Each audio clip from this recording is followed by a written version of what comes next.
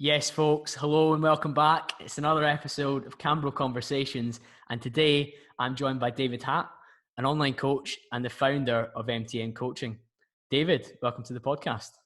How you doing, mate? Thanks for having me on. It's been a long time coming, mate. One for the podcast and two for me being a guest, eh? Yes, exactly that. The podcast was something that David knew was in the pipeline for a while as well.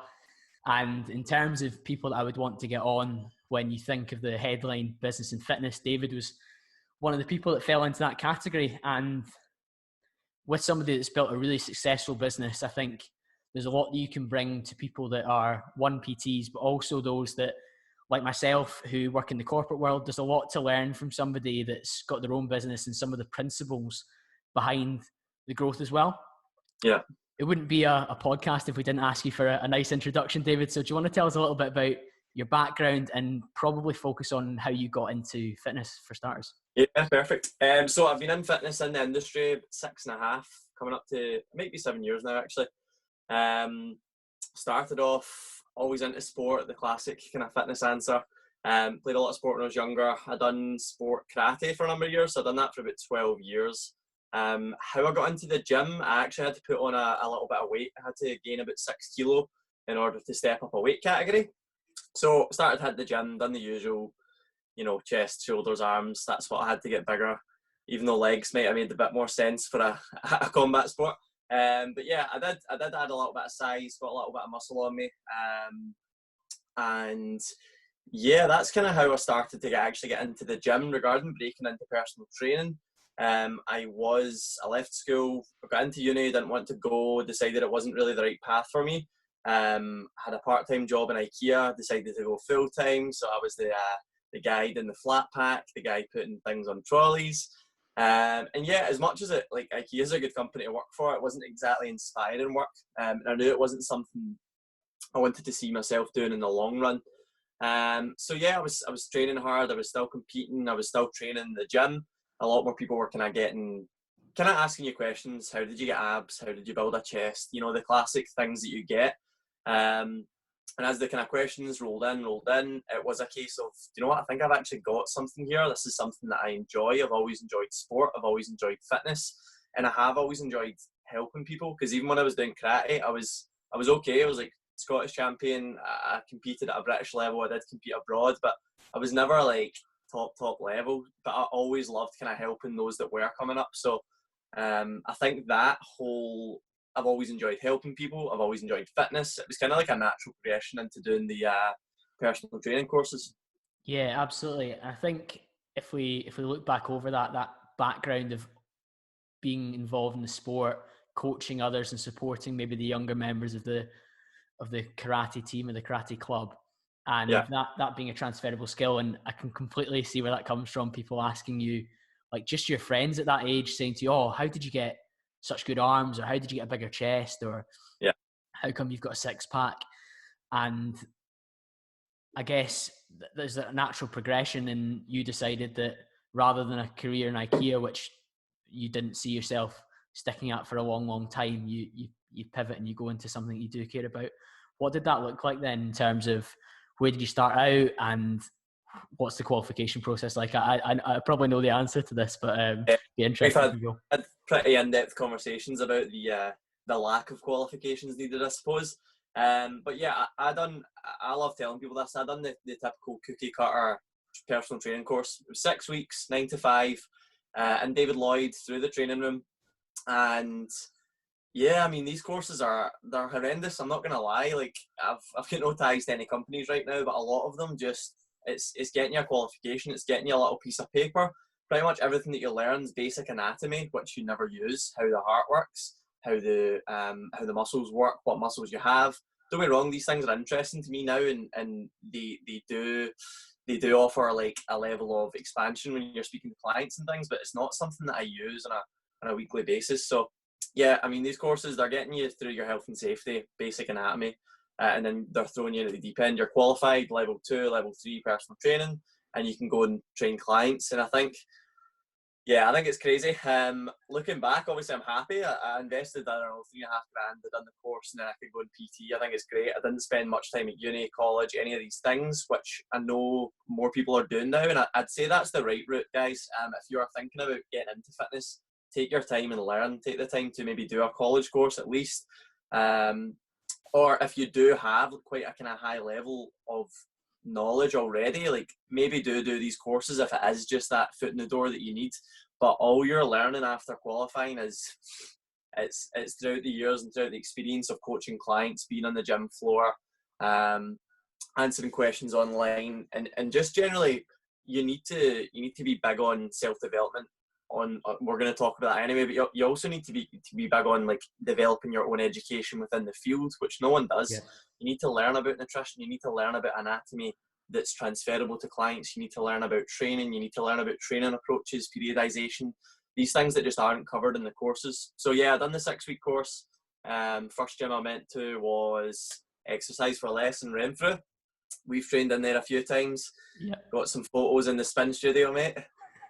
Yeah, just on that element of getting qualified, it's clearly an area that you're passionate about, and that you appreciate that they are investing a decent amount of money. These PT companies that are getting you qualified quickly are making a pretty quick buck because it's pretty low maintenance, particularly the online ones where you pay your fee and you just do all the learning online. You do a practical assessment at the end to get your bit of paper. And the passion that comes through from you about continuing to learn and upskill is what's really important. And we will touch on that later on, particularly for everyone listening really in terms of PTs, but also corporate workers as well, because there's a lot to that. And when you've got your qualification, you're going into Exercise for Less. Yeah, we've trained there a few times. I think the first time would have been over 3 years ago, which is crazy how time flies in that respect. Now that's a big commercial facility, loads of members, decent equipment for a budget gym. We're talking really low barrier to entry for people to join, $9.99 a month, something like that. Yeah. Lots of PTs, lots of members, lots of classes. What did it look like when you walked in there as David Hatt, newly qualified PT? I mean, at the time, it's one of those things. At the time, I probably thought I knew everything anyway. It's that is it Donald Kruger effect? It's called. Yeah. As time goes on, you feel that your knowledge gets worse. I mean, I definitely at that age, I was 19, maybe 19 or 20. Thought I knew everything. I was like, I'm going to be the body transformation. I was a skeleton, mate. I was so skinny, had such a low muscle mass percentage. Even right now, I don't have that much. So, yeah, like I thought I knew everything. I was going to walk in there, pick up loads of clients, get all these transformations, this, that, and the next thing. And to be honest, like I did pick up clients fairly quickly. I was still working between IKEA and personal training, so I was doing both.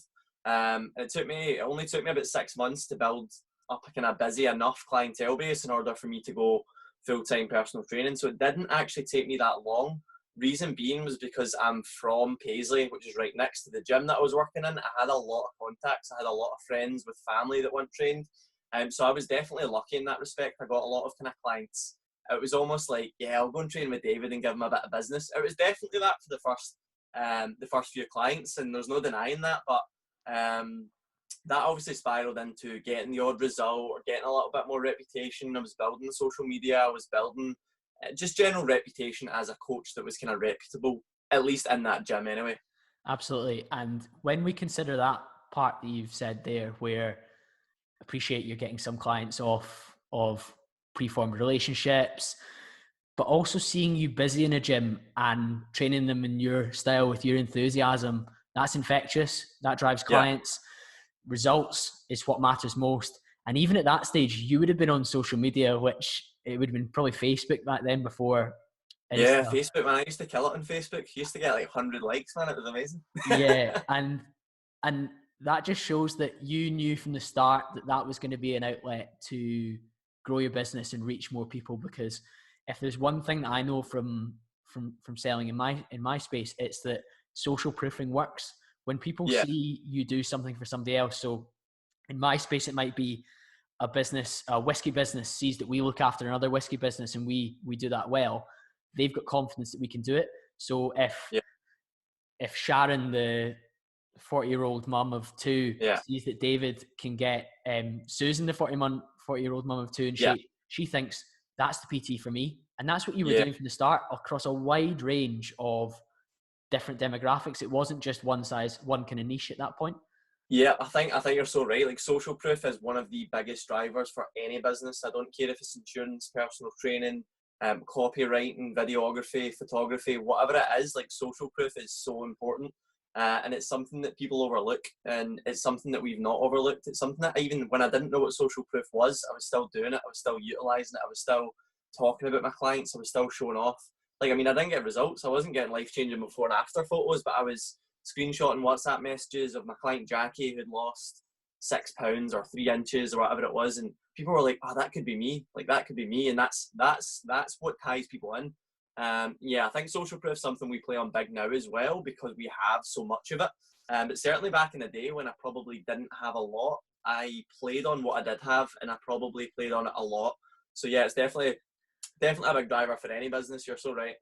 That's what any PT right now that's just at the start of their journey, or even those that don't have a huge number of results yet because they haven't maybe quite got lucky with the clients that they've taken on, because ultimately you have to get their investment too. For sure. But Yeah. the results that you do have, make some noise about them, show them, explain how you did it as well, because one of the big things that I've always taken from your content, and for the listeners' benefit, I started a fitness Instagram in January 2017, was connected with David actually on my personal account already when I wasn't posting fitness stuff, but I saw David posting stuff about fitness and about his clients for a long time before that.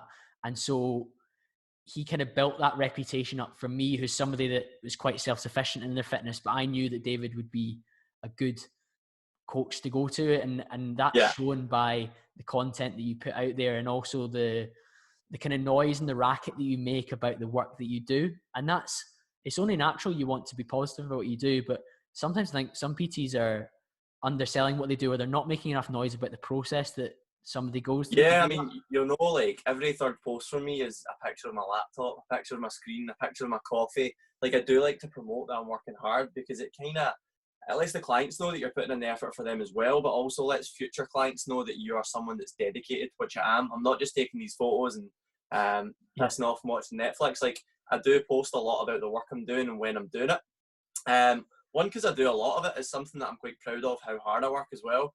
And two, because it's sort of social proof again. It's proven that I am working hard within the business. Even at times where maybe I don't need to be. Like, sometimes, I mean, I'm the world's worst for working on holiday. Amy can definitely defend that point. But like, I'm not a workaholic. I know when to switch off, but there is times where I'm quite like, okay, I'm on my laptop, I'm on my phone, whatever. So yeah, I think that's a kind of element of social proof as well, I suppose. Yeah. One of the things that I wanted to let you go to town on, David, was what did an actual day at Exercise for Less when you were building that business look like? Because one of the things that I knew when we were first really getting to know each other in sort of 2017 was how long the days you were working and how busy you were. And none of where you are now, in my opinion, would have happened without a lot of that. So do you want to tell the listeners a little bit of what that looked like and how that led to you getting to where you are? Yeah, I completely agree. And I think my lifestyle now was what I always, at the time, there was like a pain point when I was working that much that was like, you know what, I would kill for the lifestyle that I have now. And that was definitely a driver, because my days were so long, my weeks were so long. They did go fast. Like, I've always loved my job, I've always loved my work. But I mean, there was actually a point when I first started, I didn't have a car. I was getting a bus home from personal training at 9 at night, 9:30 at night sometimes. And that was from being in, I typically have a client. My client used to pick me up. How embarrassing is this? My client used to pick me up at 6:45. I'd have a client at 6, 7, 8. Usually I'd have breakfast. I've had somebody at 9:30, 10:30, and 11:30. So that was typically 6 in a row. And then usual kind of, that's a PT's day. It's split. It's 6 in a row, 5 in a row, 4 in a row, small break, and then the same again at night. I would typically have 6 in the morning. I would take a break. I wouldn't go home because I didn't drive. So I'd hang about the gym, hang about with all the guys. It was amazing at the time. Like, I loved the guys we worked with were brilliant. Would have some food, train, do a little bit of social media. I was doing things at the time that were working kind of on the business as well as in the business. And then usually from about Yeah, I used to have a client, what was his name? Robert, Polish guy. Used to have him all the time, 3:30. I was like, no one can do 3:30 in the personal training world. No one wants to train at 3:30, but this guy 3:30, 3 days a week. So I used to train him 3:30, someone at 4:30. I think I'd have another break usually at 5:30, which is quite a busy time, but I'd usually take a class at 6. Spin class, hated it. And then I would have a client at 7, probably 7:30, then 8:30 usually. So it was 9 clients a day at my busiest. 9 clients a day, 4 days a week. I would take 6 clients on a Saturday and a Friday morning.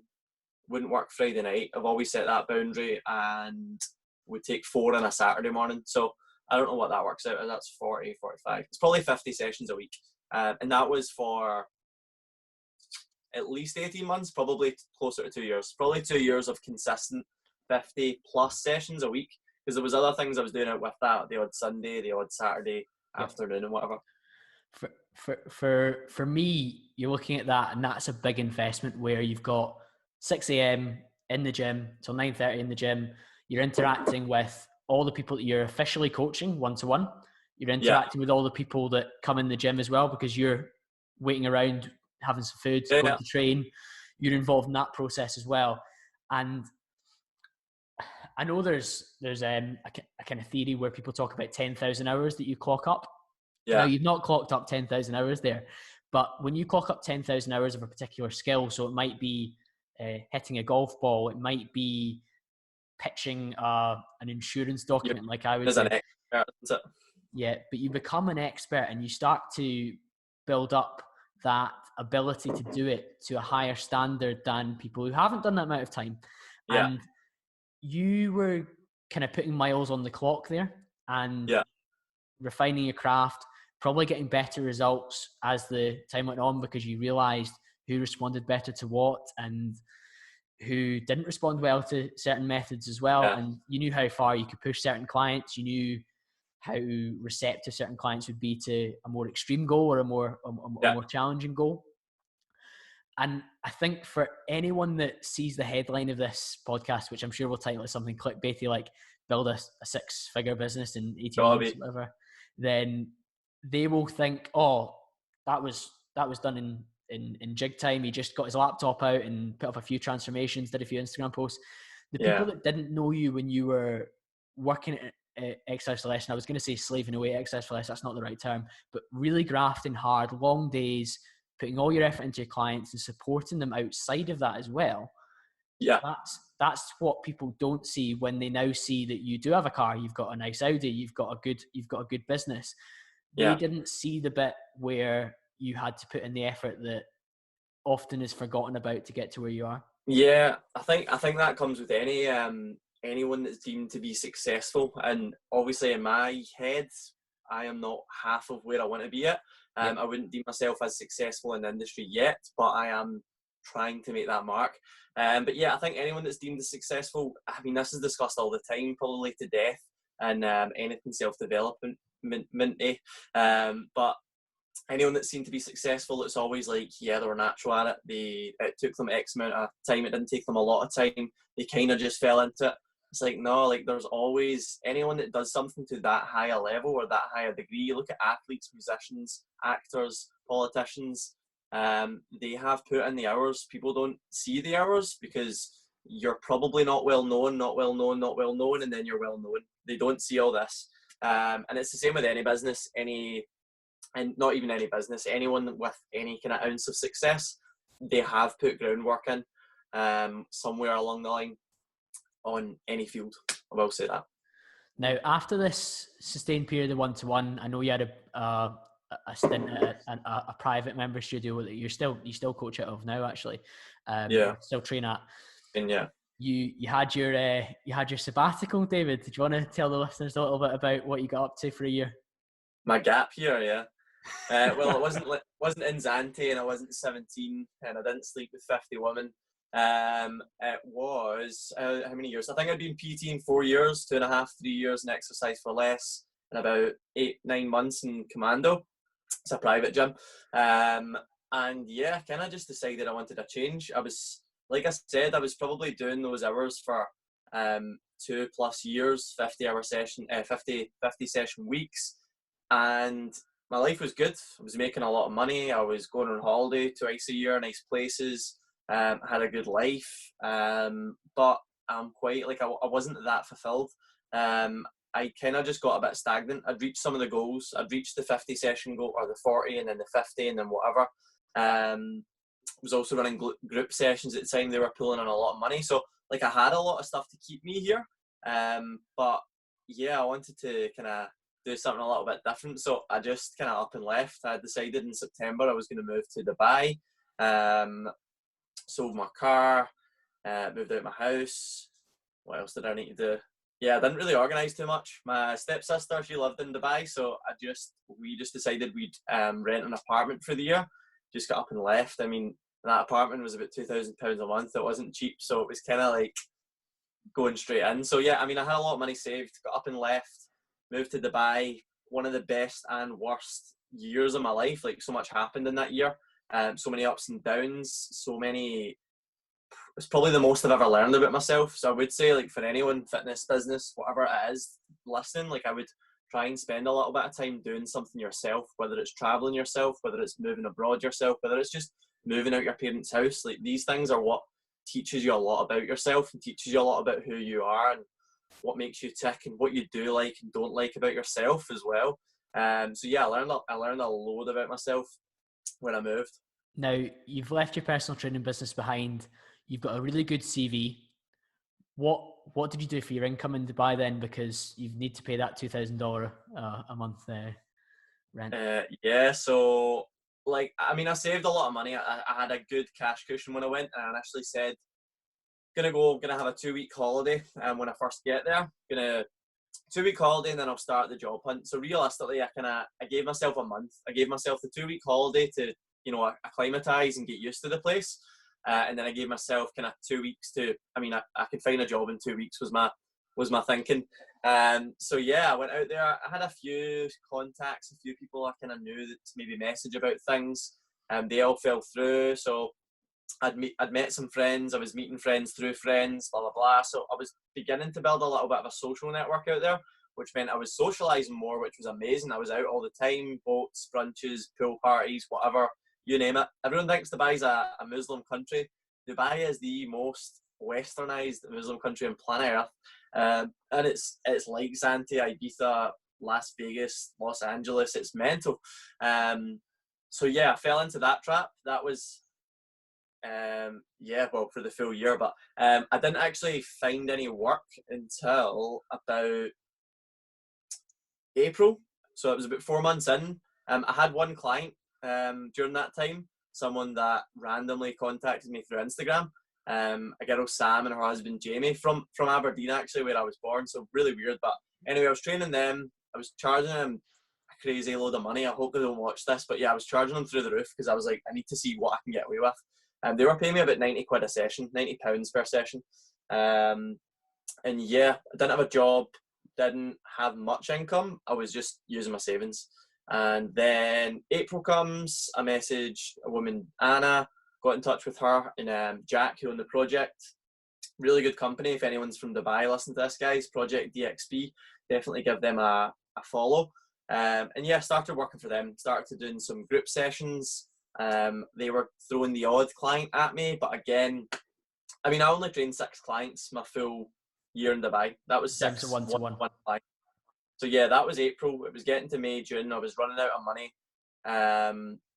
into my cash reserves. And I was like, shit, I need to make a bit of cash here. I need to make some bank. And I'd never had that situation. I'd always kind of had a steady stream of income. So I decided to re-engage a lot of the clients that I used to work with in the UK and Glasgow. So ran a competition, online coaching, didn't have a clue what I was doing. I thought I'd just set up all these people's diet plans, nutrition. Ran a competition. It was, I don't know, I think it was 70 quid to enter for 6 weeks worth, which is funny compared to what we charge now. But yeah, 70 quid to enter. There was a cash prize of £150 for the best transformation. And I got about 25 people sign up. So 25 times 70. My math's not that great, but it's an okay amount of money. Yeah. Made a bit of dough on that. But I got loads of traction. I got 6 fairly decent before and after photos. They proved to be pretty valuable, I think, because there was a cash prize. Like, I know a lot of PTs are doing this now. offering competitions. We've got one coming up soon, actually. But done that kind of that done really well. So I was like, you know what, I'm just going to do another one. It was 90 quid. It was 20 quid more because it was, I don't know, I'd probably thrown something in. Maybe you got a FaceTime or something, I don't know. So yeah, there was a little bit more. Again, all their friends from the first block kind of came on board. So I had about 30 people paying me 90 quid. I was making about $3,000 doing this for about 6 weeks worth of work. And it was going well. And from there, like, I was still not doing much PT. I was still living the high life, if I'm being honest. I was drinking very regularly. I was socialising a lot. But I also think that's what got me a lot of clients. People bought into the fact that I was normal. I'm not a ripped bodybuilder. I'm not a pro athlete. I'm in fairly decent shape, and I remain in fairly decent shape, but I am relatable. I am fairly normal. I still have a drink. I still go out at the weekends. I still eat out pretty much every day. And that's what brought a lot of people in. They liked to be a part of me and my brand, which at the time was just me getting pissed in Dubai, but it definitely attracted people. Yeah, I certainly know that from knowing you, that you, because of what you know about nutrition, calories and training, allows you greater flexibility than those that don't. Yeah. And you showed on your social media during that time that although for your own standards, you would say your physique looked worse, but for the general population, you were still holiday goals. Like, you were like, oh, I'd love to look like David. Abs, good kind of muscular shape, and that kind of physique that a lot of guys want to go on holiday looking like. But you were also trying to educate as well, and you were saying to them that, listen, I actually am up a bit in weight because I've been drinking and partying more. However, I do know that during the week, I'll control my calories. I'll eat protein sources with every meal. You would have basic principles and you would speak about those. You would speak about, if you're really serious, you need to make different choices in the alcohol that you have rather than beers and cocktails. If you are serious, you need to be aware that this could throw you off, particularly if you're a dieting female. If you have a mad one, the calories that you have are going to wipe out your deficit. And it was that education piece alongside the relatability that I certainly noticed, and we spoke about. You were saying, I can't believe the amount of inquiry I'm getting because of the fact that people realize they can still do this. Appreciating a 6-week challenge when you're looking to get as lean as possible, they maybe need to cut the alcohol down. But you were telling them that as well. There was no allusion to it, and that was huge. So that was the kind of the start of your online business, then, wasn't it? Yeah, I mean, that's definitely how it started. Like, I'd always offered online coaching. Every coach does, just because they're like, you know what, I'll make 40 quid if someone wants to buy a diet plan. So every coach offers it, but it was something that I never done. Like, I never done online coaching. I wasn't an online coach. I had it in my bio, probably. I probably vaguely promoted it, but I was never an online coach. And you need a lot more to be an online coach than a one-on-one coach, because you need the year's experience in one-on-one coaching, in my opinion, or at least it really does help and it really does benefit you to have that. So yeah, I started off just doing these challenges. I probably ran about 3 of them. Like I said, it was maybe 20 and then 30 and then 35 or 40 people. And they were going great. I was still kind of living the high life, but I was probably getting a little bit more into the kind of business side of things, and I was realizing, you know what, like, I am getting a load of inquiries. Like, people didn't believe me at the time how many inquiries I was getting. I didn't have a big following. Like, I didn't have a huge Instagram. I still don't for the impact that I have, to be honest. And yeah, I mean, we still, even to this day, like, our inquiries and our waiting lists are huge. People do want to work with myself and my company now. And that's been evident for the last kind of 2.5 years since Dubai. We've built that kind of like scarcity as well. Like, I'm not one of these coaches that will just take everyone on as a client, because there's so many of those that are just taking you on. They're sending you the same shit. They're sending you the same training plan. Maybe they're checking in with you, maybe they're not. Maybe they're asking you to check in with them. You know, so there's these kind of things as well. And I always took care of my clients. Like, I always cared. I actually wanted results, because especially back then, you need results. You need results to drive more business. So yeah, things snowballed. Done intakes every 8 weeks of new clients and kept picking up. With those transformations from the competition as well, you got what is one of the most valuable currencies for any online coach with an Instagram profile, and that is good transformations. And we'd spoken about that social proofing element where you had Janet's dropped 3 inches off her waist and you're posting that on your Facebook page back in the day when you were coaching Exercise for Less. But now you were armed with multiple transformations, people winning cash prizes based on their transformation, and that was helping you grow. I guess if we now fast forward to you leaving Dubai, coming home, and what did you go through? I got a few messages from you at the time, and I knew that things were about to get serious. Yeah, I mean, I moved back. I mean, I went to Dubai for a year. I planned to. A few things changed. Decided to move back home. And yeah, I moved back. I'd been speaking to another 2 coaches at the time that were just breaking into the industry. I had a huge amount of inquiries still. It was coming up for January. This was probably December time I moved back. It was coming up to January. I knew that I couldn't take on all these clients, but I knew that I wanted to, and I wanted to offer them something. So I brought on 2 coaches to work underneath my kind of own personal brand at the time. I kind of taught them the initial phases of being a PT as well, like one-on-one and online. I gave them a full nutrition system that I was using. I taught them the templates that I used to kind of figure things out. Taught them how I plan training, nutrition, how I speak to clients, how I communicate with people. I definitely gave these first 2 coaches a lot, because I mean I had the time to do it, and I wanted to help them, and I wanted them to then help me by obviously managing a block of clients. So yeah, I moved back, had 2 coaches working underneath me. They both managed 10 or 15 clients initially. They both started to gain a little bit more reputation within the industry. They both managed to get some really good results.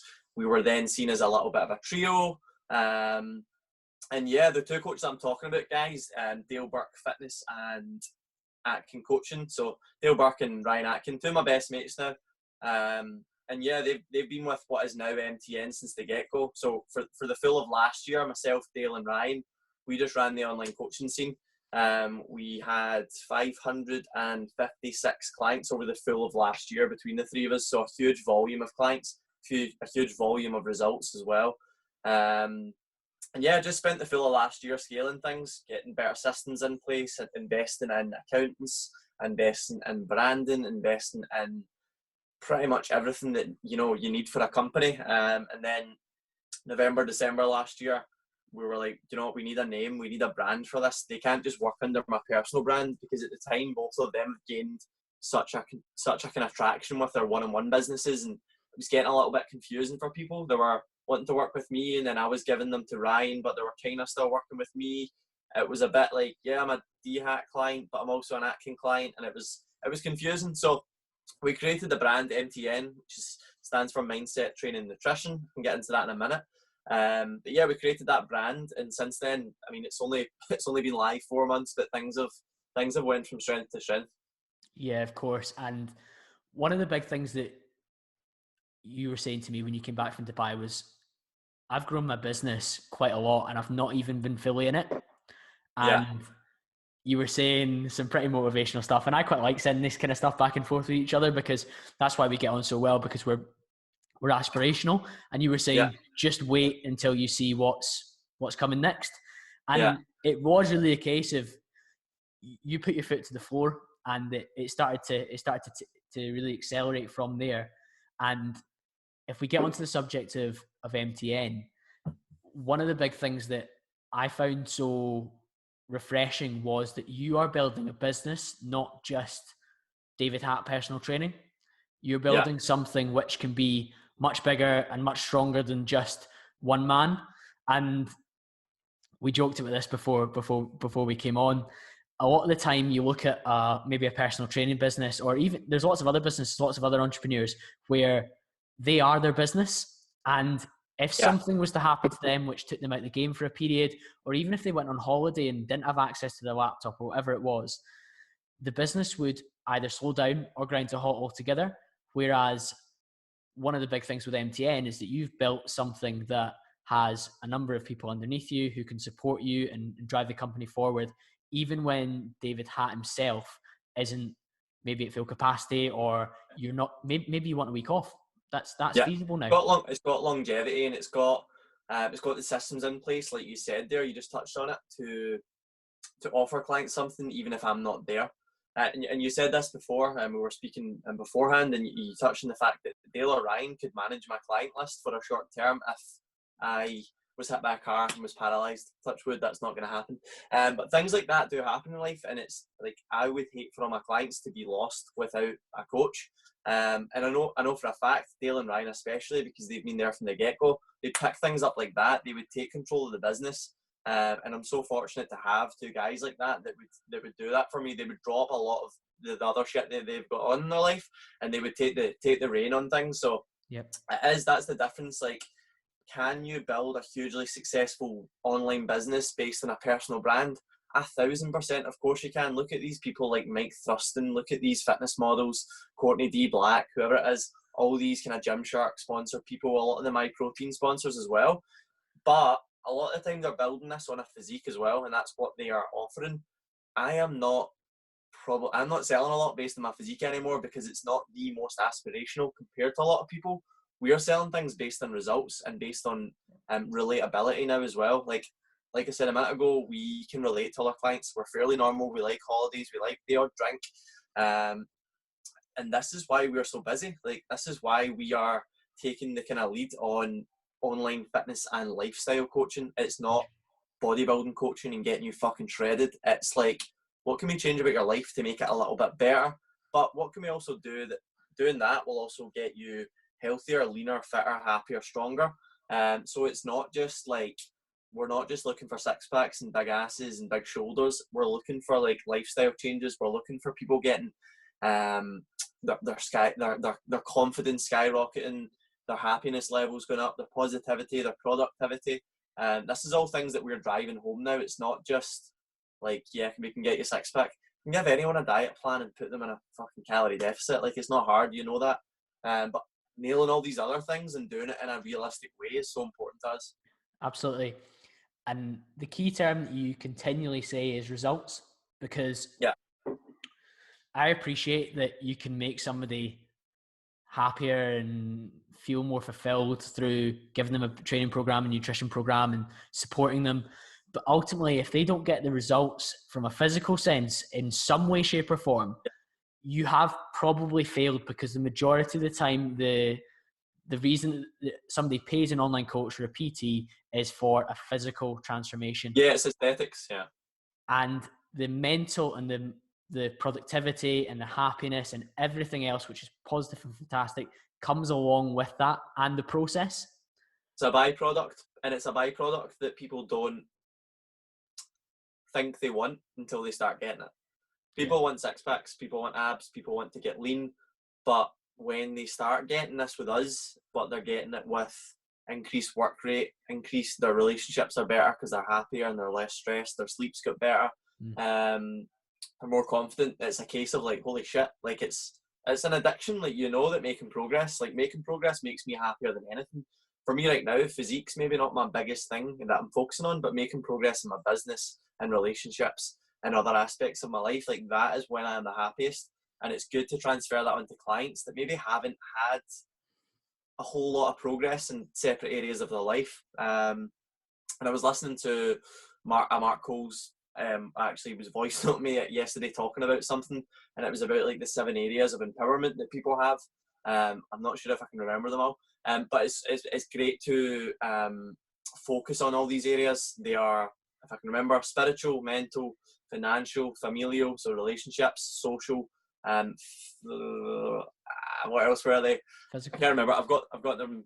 You know what? I've got them right here. But if you can kind of make progress in all these aspects, they've got knock-on effects, and this is what you was talking about. Vocational, obviously educational as well, and social leadership as well. Yeah. So if you can make progress in these areas and little bits of progress here and there, in my opinion, that's much more important than that one attribute, the physical.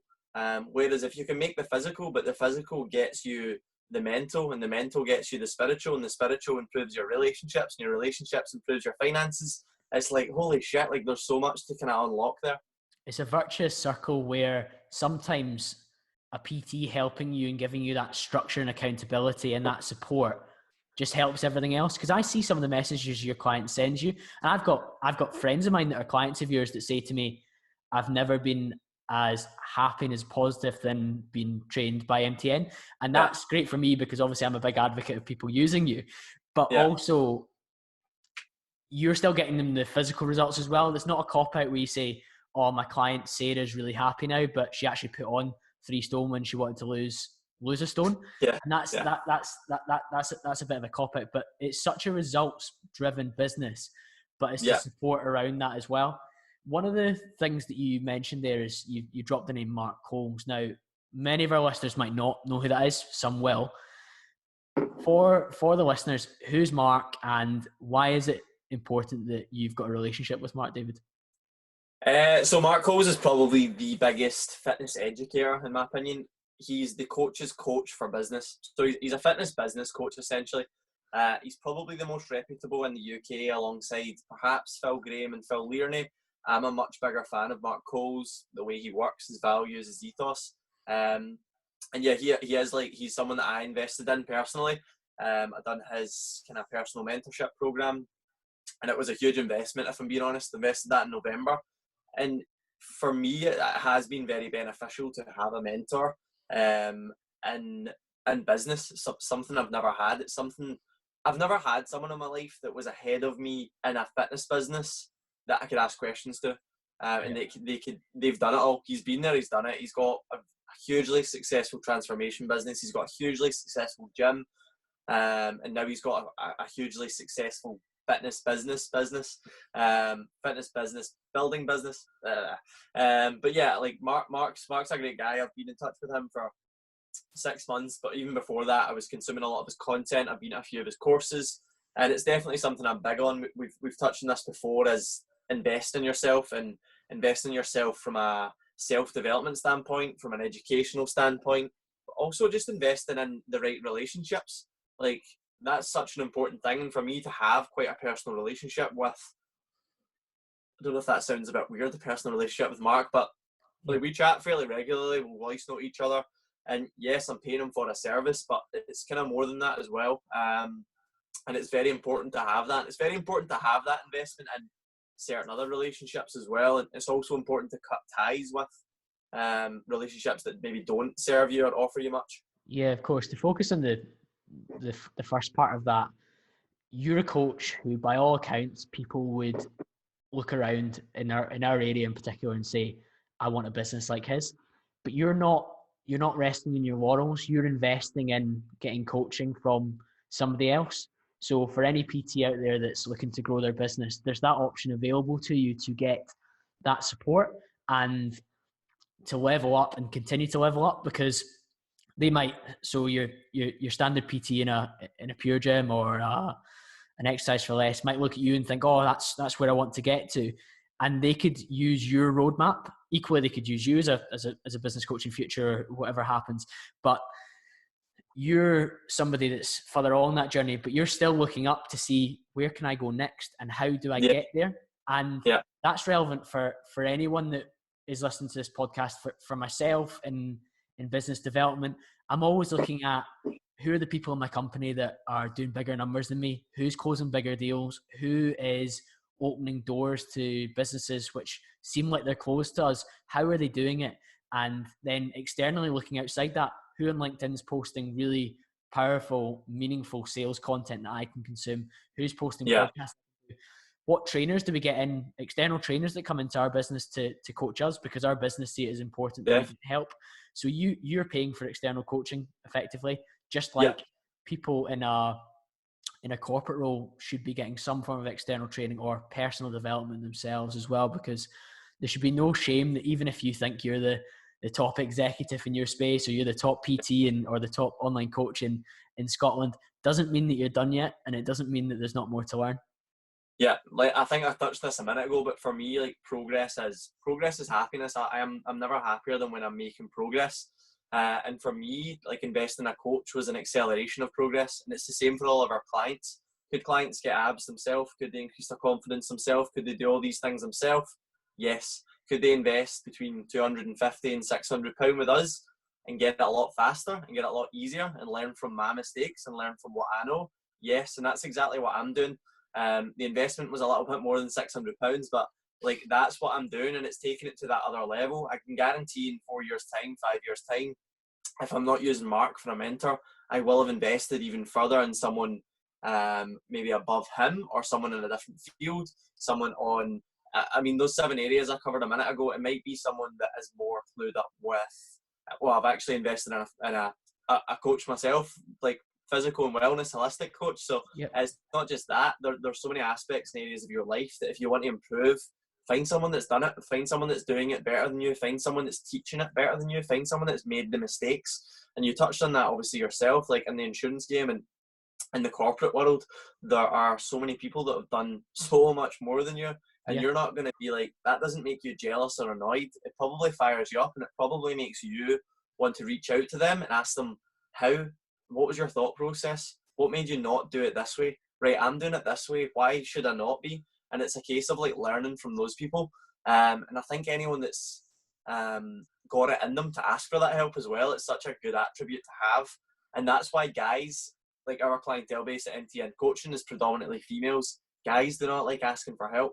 It takes a lot more for a guy to go, do you know what, I need help with my body, my mind, my business, than it does, in my opinion, from females. Of course, these are generalities. It goes both ways, but for guys especially, it seems to take a little bit more for them to let the ego drop and to go, do you know what, I need what I want help. Did I need Mark? Probably not. Has it helped in loads of aspects of my life? Yes. Has it accelerated things? Yes. Could I have done it myself? Yes. Probably slower. Yeah, exactly that. You've chosen to fast track things in that respect. With all that in mind then, and you investing in your development, MTN has continued to grow. So there was the 2 coaches that you brought on, Dale and Ryan. Yeah. Grew again with Alex, then Lewis. Yeah, perfect. And what's coming now? So yeah, full of 2019 was myself, Dale and Ryan. In January and February, Alex and Lewis came on board. I'll just shout them out because I'm sure they'll listen to this. So Alex Caldwell Fitness, if you're looking for him, and Lewis McFarlane Coaching. All these coaches are on the MTN page as well. So I can certainly list that at the end. But yeah, they came on board early this year. Those guys have been killing it as well. They're one-on-one businesses. They are full. They have, I mean, the way these guys and myself have adapted to COVID as well, I mean, that's a total different conversation. But what we've all done as a community, like the 5 of us, we've all come out with different products. We've all come out with different services. It's been so good to bounce off one another. And yeah, just before COVID, I was looking for other coaches. We've got a waiting list right now that's longer than my arm. We've got about 100, it's pushing 150 people on a waiting list, which, I mean, we're leaving so much money on the table. So from a business standpoint, it's horrific. I don't have other systems in place yet to manage this. So what we need is other coaches. We need more coaches to manage more clients. So yeah, I was looking for other coaches. I interviewed a lot. I interviewed a lot of really good coaches. I presume some of them will be listening to this, and a lot of the guys that I interviewed, there's time. It's not a no. I see a future with a lot of them at MTN, but it wasn't the right time. The coaches that I have brought on board, it was the right time. The next one that I've just announced is Ryan Holmes. Again, great guy. He's been in the industry a long time. He's been in the kind of fitness industry 9 years, so even longer than me. And I've brought on 2 female coaches as well who I've yet to announce, and it's not happening in this pod. Although actually, depends when this podcast goes out. I might have announced them, but you can stay tuned. You can follow them on socials as well. But yeah, that's as a strong team of 8 now. Yeah. There's myself and there's 7 others working underneath the brand as well. So I'm looking to scale things even further now. Yeah, it's a huge team now, and like you say, you've got that demand there. And for any coaches that are joining, maybe there's a small ego hit for them to take to come under a brand of MTN, but ultimately they're coming in and getting guidance from the kind of top transformation service in Scotland. They've got a ready and waiting client list. They've got the support systems there from you to deliver the best possible results and to put that in place. And the learning opportunity from them, but also the fiscal opportunity for them is massive to be joining a team that's growing at such a rate as well. Yeah, it's not something, I don't need to sell this opportunity to coaches. It's not like I don't need to present it to people anymore. I don't need coaches to come on board. Coaches now, on the most part, want to come on board. based on what they're getting from it, not only from a educational standpoint and not only from a self-development standpoint, also from the community, being involved with us 5 that are here already, being involved in that team of coaches that bounce off each other, that train with each other, that, I mean, I go out for meals regularly with the guys. We went to San Diego, went on a business trip to California, you know, like there's opportunities like that. So being a part of that is something, it's something bigger, because coaching is a lonely job, you yourself. So it's been part of a team, it's been part of something bigger. And I mean, the financial gains as well, like, are crazy. Like the income that the coaches have pulled in, I'm not going to give numbers, but the income that the coaches are pulling in is crazy for online coaches, and for the fact that they're coupling that with a one-on-one business, a group training business, they're selling info products. Like, everyone involved with MTN is doing very well financially, considering also where they started, what age they are, how long they've been actually in the industry. I'm proud of every single person that's involved with the company so far. They're killing it.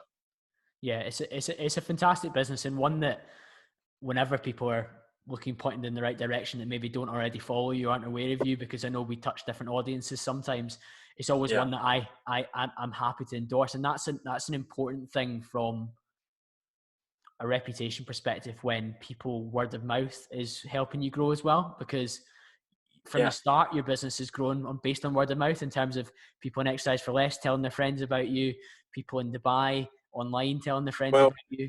That's how I say this a lot. I've never spent a penny on advertisement, and I have almost never said, hey guys, I've got space for clients. The clients, on the most part so far, have came to us through client referrals or through word of mouth or simply through social media, but it's very rare that I reach out to clients. In fact, I was on a group coaching call with Mark and a lot of his other private mentorship clients last, was it yesterday?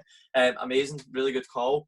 But it was funny to listen to some of the coaches that were probably on a level with me financially and reputation. Some of them are much bigger reputation, much bigger following than myself. Mm-hmm. But they were actually direct messaging clients to start conversations to then sell coaching.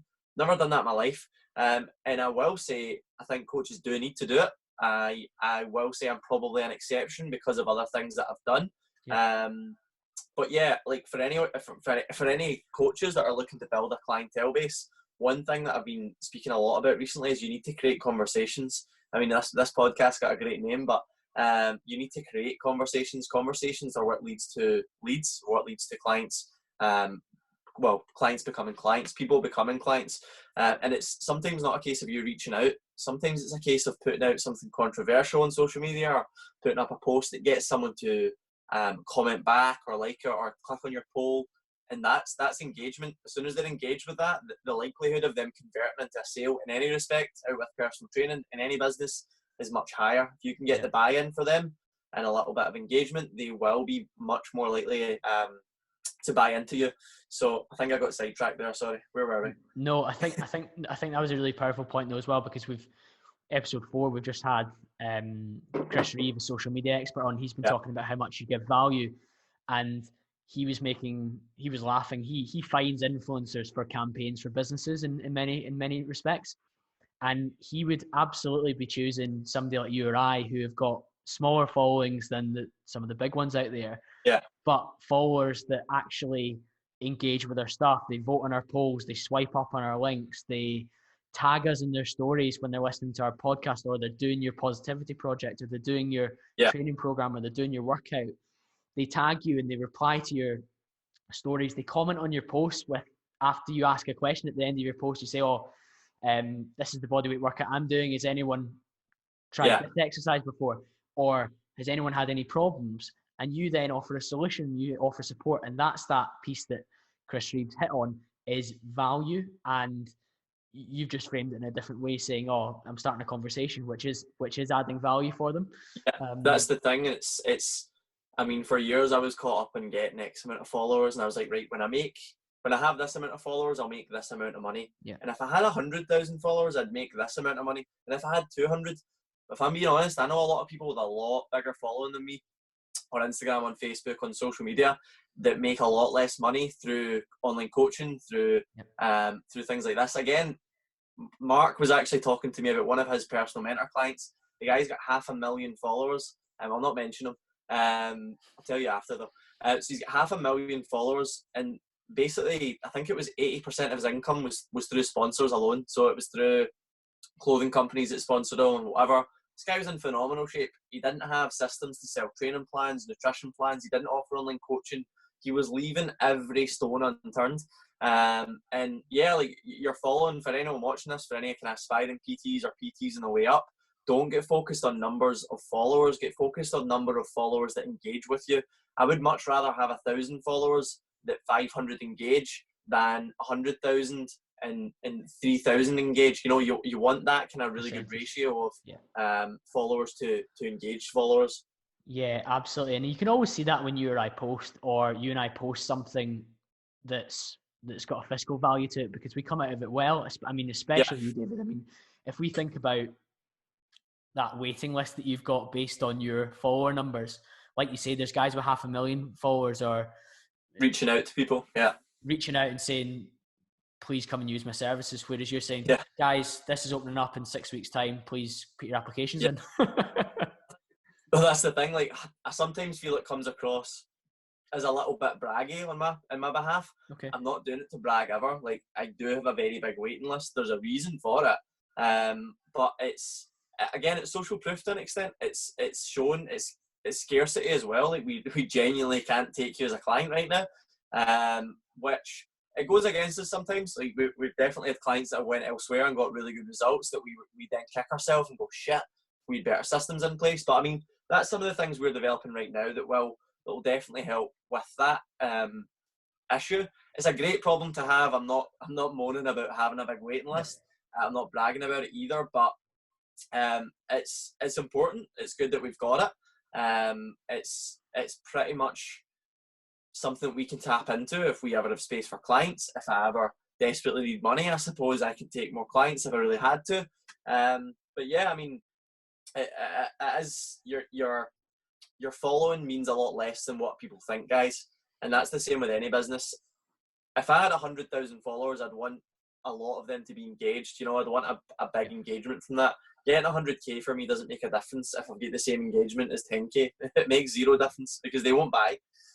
Yeah, you just get more likes in your app photos, and then nobody engaging when you actually ask them to take action on something. Exactly. Yeah.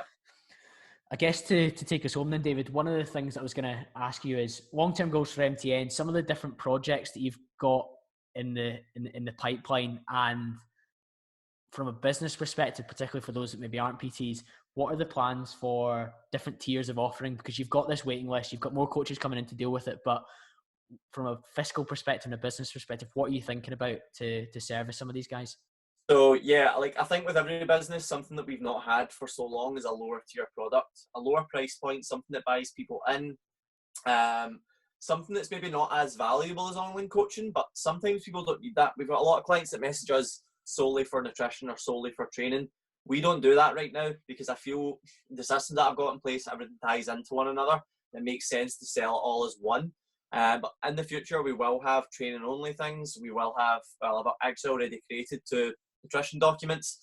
I've actually just sent one to you, Colin, to have a read through. Yes. So we've got some really, really in-depth nutrition products coming out that will be, they're essentially, they're nutrition templates. They're giving you exactly what to eat, how much to eat, but they're also teaching you to figure out everything yourself. So it's very educational, but it's also very like, act on this now. So these are going to be huge. I know for a fact these will sell like crazy. So they'll be getting released, I think, to be honest, when isolation ends. I had everything set up for those coming out, but I just don't feel it's the right time. I don't feel it's the right time for people financially to be buying into that much, and I don't feel it's the right time for us to be pushing transformations as much as other people. So these are coming soon. You will love these, and they're going to be great. Out with that, we have some free products. We've got the Fat Loss Kickstarter, which is a free nutrition product. You can get that on our website, or you can get that on our social media, which I'll give you at the end. And yeah, we do a lot of other stuff coming. Got a lot of air fresheners, as you know, Carl. Yeah. So yeah, like I've got a lot of actual products coming out. We're looking at water bottles, things like that, like Chili's bottles. We've got some MTN apparel coming out for our clients. Particularly, Colin, you'll definitely receive one. Don't worry. It's tight fitted for you as well. So with stuff like that, but probably the biggest project that I've got two things that I'm not going to talk about. You can see these on my social media soon. The biggest thing that I can talk about is going to be the Dubai fitness retreats. So we're going to run retreats in the next. We had planned one for November. That's maybe getting pushed back to February now, but February's a definite go ahead if COVID kind of leaves. So yeah, we've got fitness retreats happening. A lot of that's organised already, and they are going to be phenomenal. I cannot wait for these things. All the coaches are going to be involved. We're going to take between 30 and 50 people over to Dubai. We're going to have 5 weeks of fitness, different activities. We're going to have gym sessions. We're going to have strength conditioning. We're going to be doing various activities like volleyball, hiking, some really cool canals and stuff to kayak on. So like it's a whole kind of fitness side of things. We've got sunrise yoga, loads of things like that. And then we're going to do the classic Dubai things as well at the weekend, which we've organised a boat. So it'll be a 50-man boat. It's insane, big yacht. We get some drink, get some music, kind of celebrate the week. So we've got a lot of stuff leading up to that. We will be doing some competitions. I'm gonna pay for someone to go as well. So that's going to be a huge competition for you guys to kind of listen and watch out for. So if you want to come to Dubai for free, if you want to get in shape for free, then definitely follow us on social media and you can keep an eye on that. The MTN social media is just MTN_coaching. My own personal, just type in Hatt and you should find me. DHATT. I'll link it all, David. Don't worry. I'll link it all. Website for inquiries, guys. I know a lot of you guys are fitness based anyway. You might not be looking to use this service, but if you're wanting to reach out regarding scaling your own business, I'd be happy to offer a little bit of advice. Not a business guru. I say this to Colin all the time. I'm not planning to be the next Mark Coles. I don't want to coach every coach in the world right now anyway. But I'm always happy to offer some free advice. I speak to PTs on a almost daily basis, just giving them little golden nuggets that kind of helps them along the way. Yeah, absolutely, David. So that's the places to find David. I'll link that all in the show notes below. That's been a really, really good conversation. So much for us to take from that, whether you're a corporate worker and you're trying to take some of the little lessons that David learned across into your own life. And hopefully some of the examples I give were helpful as well. And if you're a PT, that must be one of the most valuable hours that you've listened to. Thanks very much for coming on, David. And I'll speak to you all again next week.